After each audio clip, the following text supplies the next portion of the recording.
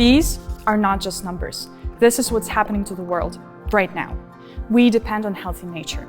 It provides us food, shelter, and medicine, protects us from disasters and climate change. Later this year, the world leaders are going to meet at the United Nations COP15 Biodiversity Conference to agree on the new global deal to protect and restore nature.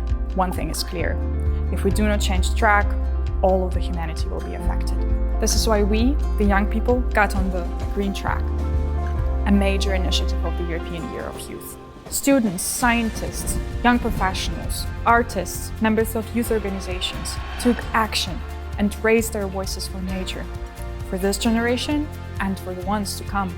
I'm talking forest walks, beach cleanups, conferences, workshops, exhibitions, labs, and online debates about things like biodiversity, reducing air pollution in cities, transitioning to a circular economy, promoting sustainable fashion that does not harm the planet, and fighting climate change. Because we care.